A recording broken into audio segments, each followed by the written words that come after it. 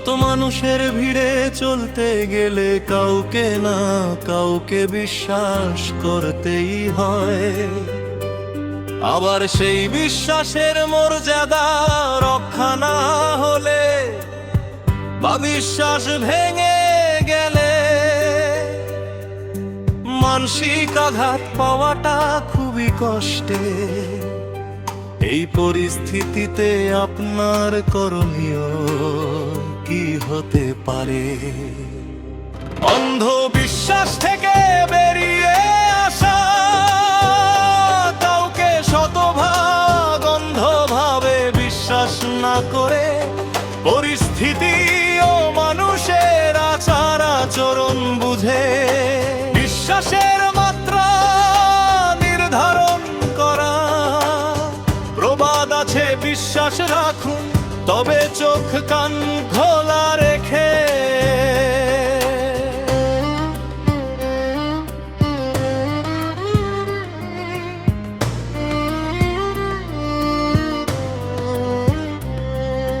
ধীরে ধীরে বিশ্বাস স্থাপন কারো সাথে পরিচয়ের পরপরই তাকে আপনার জীবনের গোপন বা সংবেদনশীল বিষয়গুলো বলে দেবেন না।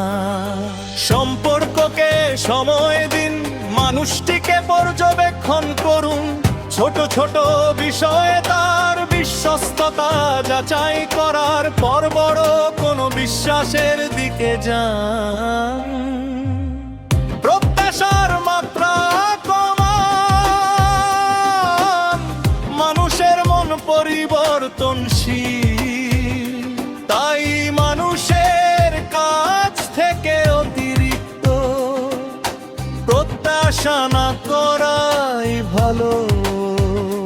কেউ আপনার বিশ্বাস ভাঙলে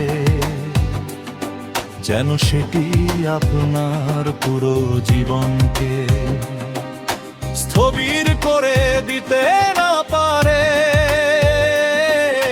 সেভাবে মানসিক প্রস্তুতি রাখুন।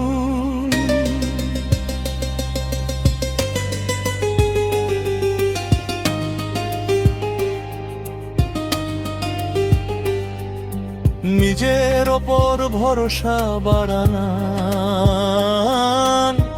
মানুষের ওপর নির্ভরশীলতা বা বিশ্বাসে আঘাত পাওয়ার ভয় কমাতে নিজের আত্মবিশ্বাস ও সক্ষমতা বাড়ান।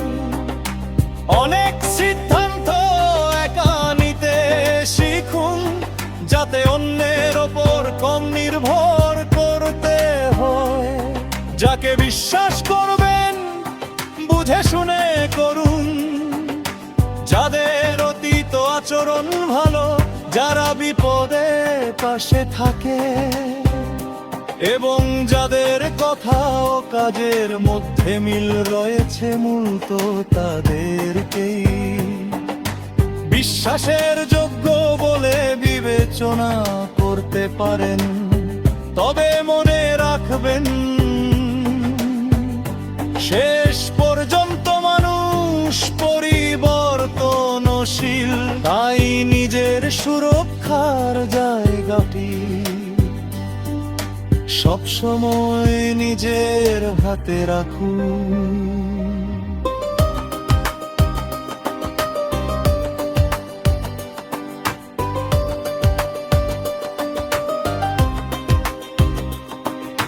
জীবন মানেই কিছু ঝুঁকি এবং অভিজ্ঞতা।